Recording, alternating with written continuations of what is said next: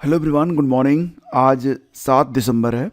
तो केंद्रीय विद्यालय संगठन और नवोदय विद्यालय संगठन की ओर से जो वैकेंसी आई हुई है, लगातार उसमें चेंजेज हो रहे हैं। कल मैंने आप लोगों को बताया था कि केंद्रीय विद्यालय संगठन और नवोदय विद्यालय संगठन में बेसिक रूप से जो एलिजिबिलिटी है उसमें कई सारे बदलाव किए गए हैं, लेकिन यहाँ पर कुछ बहुत ही महत्वपूर्ण बिंदु हैं जिन पर आपको ध्यान देना चाहिए। जो एलिजिबिलिटी थी केवीएस की और एनवीएस की, वो थोड़ी अलग अलग थी। कई बार ऐसा हुआ, कई सारे विषय ऐसे थे जिसमें आप केवीएस में अप्लाई कर पाए तो एनवीएस में नहीं कर पाए, और एनवीएस में अप्लाई कर पाए तो केवीएस में नहीं कर पाए। मतलब ये था कि दोनों में से किसी एक में ही आपकी जो एलिजिबिलिटी थी वो हो पा रही थी, लेकिन अब दोनों की जो एलिजिबिलिटी है वो सेम कर दी गई है।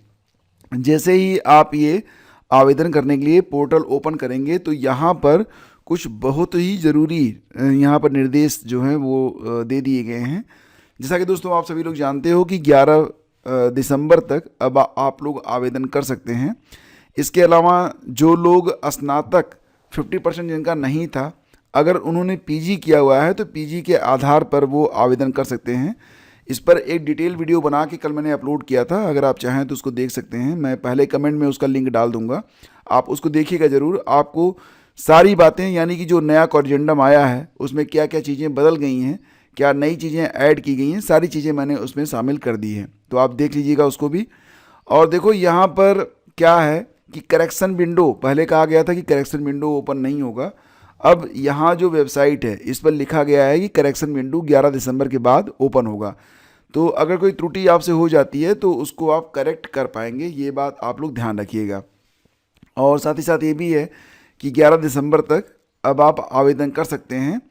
और ये भी कहा गया कि अगर किन्हीं कारणों से आपने केवल, मान लेते हैं कि आपने केवल केवीएस में ही फॉर्म भरा था और एनवीएस में आप नहीं भर पाए थे, या एनवीएस में भरा था केवीएस नहीं भर पाए थे, तो सेम पोस्ट के लिए आप आवेदन कर सकते हैं। मतलब करेक्शन के आधार पर ही आपको ज़्यादा फीस नहीं देनी पड़ेगी, एक्स्ट्रा फीस नहीं देनी पड़ेगी।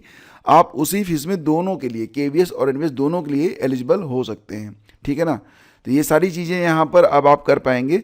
तो ये चीज़ें जो हैं वो बिल्कुल इफेक्टिव हैं, अभी भी आप कर सकते हैं, लेकिन करेक्शन विंडो ओपन होगा 11 दिसंबर के बाद। ठीक है। और जो लोग ऑलरेडी आवेदन कर चुके हैं उनको करेक्शन की ज़रूरत नहीं है, अगर वो सही हैं। हाँ, अगर वो ये करना चाहते हैं कि मैंने केवल केवीएस में किया था, एनवीएस में भी करना चाहिए, तो कर सकते हैं, क्योंकि दोनों की जो एलिजिबिलिटी है वो अब बदल के सेम रख दी गई है।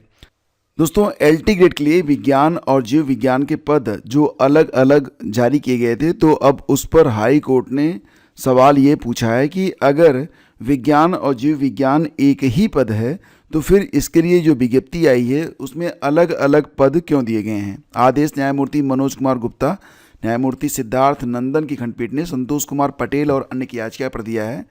इससे पहले कोर्ट ने प्रदेश सरकार से ये पूछा था कि 1998 की नई राष्ट्रीय शिक्षा नीति के तहत विज्ञान की सभी शाखाएं, जीव विज्ञान, भौतिक विज्ञान, रसायन विज्ञान को संयुक्त रूप से विज्ञान विषय घोषित किया गया है। तो सहायक अध्यापक के लिए जारी विज्ञान जो विज्ञापन है उसमें जीव विज्ञान के लिए अलग से पद क्यों विज्ञापित किया गया। मामला उत्तर प्रदेश लोक सेवा आयोग की ओर से 28 जुलाई 2025 को एलटी ग्रेड की जो विज्ञापन जारी हुआ है उसके बारे में है, जिसमें जीव विज्ञान और विज्ञान यानी कि बायोलॉजी और साइंस के लिए पद अलग अलग विज्ञापित किए गए हैं।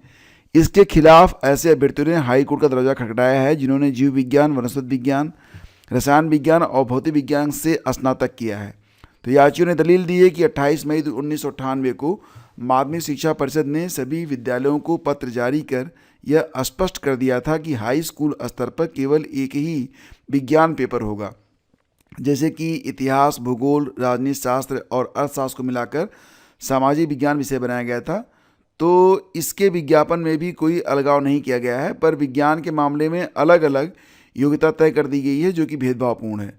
तो कोर्ट ने मामले को विचारणीय मानते हुए सरकार से जवाबी हलफनामा तलब किया है।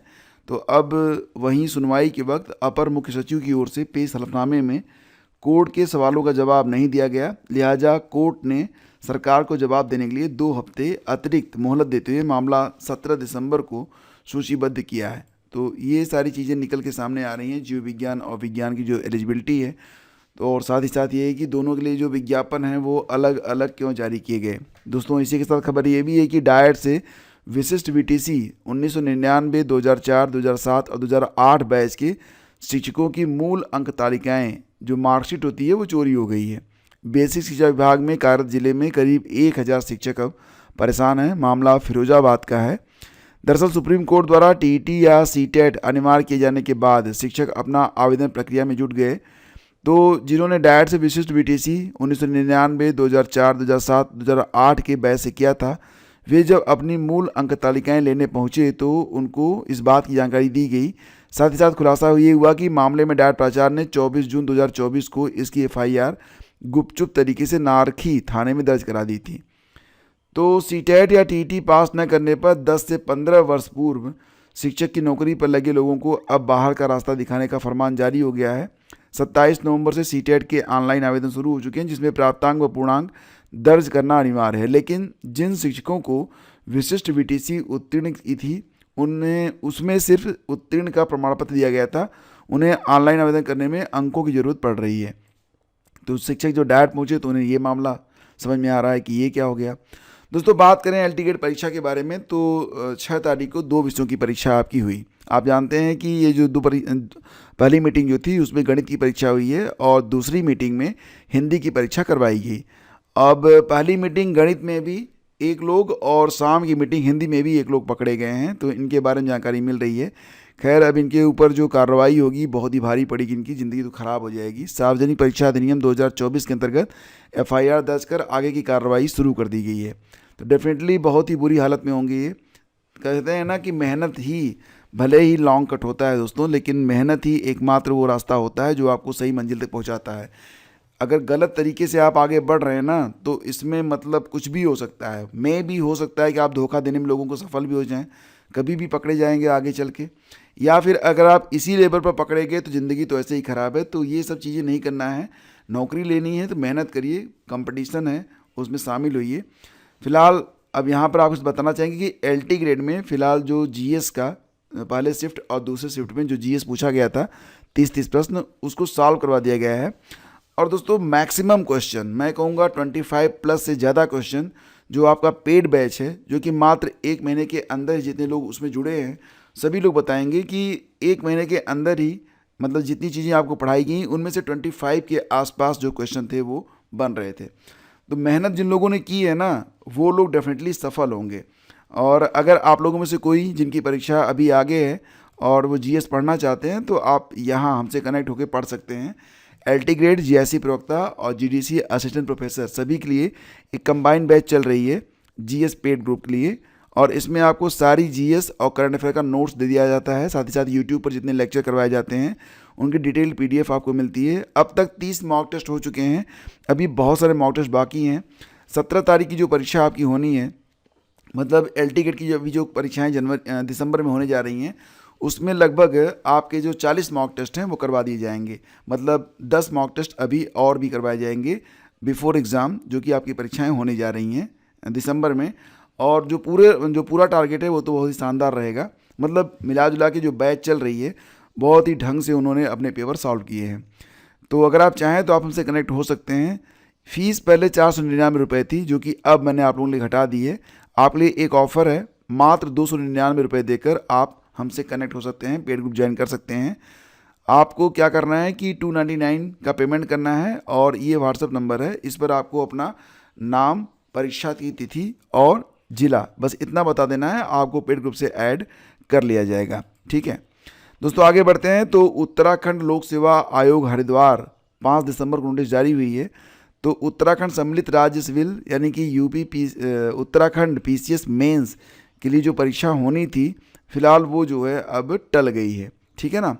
कह रहे हैं कि 7 मई 2025 के सापेक्ष 6 दिसंबर 2025 से 9 दिसंबर तक प्रस्तावित उत्तराखंड सम्मिलित राज्य सिविल प्रवर अधीनस्थ सेवा मुख्य परीक्षा अग्रिम आदेशों तक स्थगित कर दी गई है। तो मुझे पता है ये न्यूज़ आपको कल मिलनी चाहिए थी या 5 को आनी चाहिए थी, लेकिन बहुत सारे बच्चे अभी पूछ रहे हैं कि यूपी जो उत्तराखंड PCS मुख्य परीक्षा थी उसका क्या हुआ, मेरा छूट गया। तो छूटा नहीं है। जो लोग इसमें शामिल नहीं हो पाए हैं ड्यू टू LT ग्रेड और प्री जिन्होंने क्वालिफाई किया था, अब वो इस परीक्षा में शामिल हो पाएंगे। तो फिलहाल अभी जो परीक्षा कब होगी ये तो बताया नहीं गया है, लेकिन आप अभी LT ग्रेड पर फोकस करें। आपकी परीक्षा जो है वो दिसंबर में तो नहीं हो रही है, तो अभी जो आपकी परीक्षाएं हैं उस पर आप फोकस कर सकते हैं। अभी उत्तराखंड PCS मेंस की जो परीक्षा है उसकी डेट आएगी तो आपको जानकारी उपलब्ध करवा दी जाएगी। तो दोस्तों ये थी आज की पूरी अपडेट। थैंक यू से जुड़ने के लिए। हम मिलते हैं आपसे अगले वीडियो में। और अगर आप पेड ग्रुप से जुड़ना चाहते हैं तो आप डिस्क्रिप्शन चेक कर लीजिएगा, आपको ऑप्शन मिल जाएगा। और जिन लोगों की परीक्षा आज है सभी को बेस्ट ऑफ लक। मिलते हैं आपसे अगले वीडियो में। Thank you.